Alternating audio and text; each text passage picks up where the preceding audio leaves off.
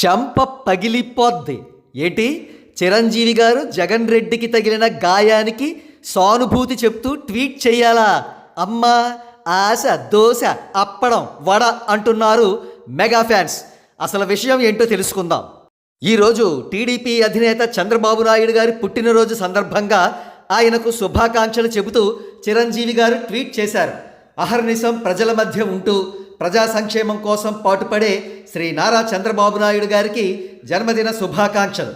వారికి సంపూర్ణ ఆయురారోగ్యాలు ఆ భగవంతుడు ప్రసాదించాలని కోరుకుంటున్నాను అని చిరంజీవి గారు ట్వీట్ చేశారు.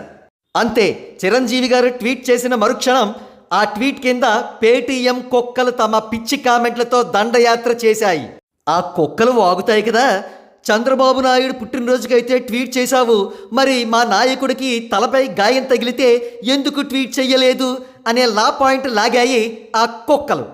ఒరే పిచ్చినా కొడుకులారా, ఒక్కసారి జగన్ రెడ్డి చిరంజీవి గారికి చేసిన అవమానం గుర్తుకు తెచ్చుకోండ్రా.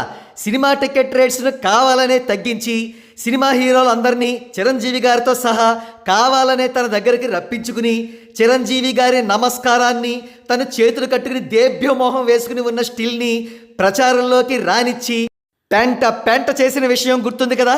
అలాంటోడికి సానుభూతి చెబుతూ చిరంజీవి గారు ట్వీట్ ఎందుకు వేస్తారా? అలాగే చిరంజీవి గారికి పద్మవిభూషణ్ అవార్డు వచ్చినప్పుడు మీ జగన్ రెడ్డి ట్వీట్ ఎక్కడ సచ్చిందిరా అని అడుగుతున్నారు మెగా ఫ్యాన్స్. ఏది ఏమైనా జగన్ రెడ్డికి పరిస్థితులు ఎంత మాత్రం బాగోలేవు.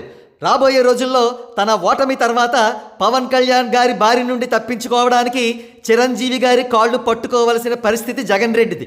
కాబట్టి ఇప్పటి నుంచే వివేకంతో ఆలోచించి చిరంజీవి గారి జోలికి రాకుండా ఉండడం బెటర్.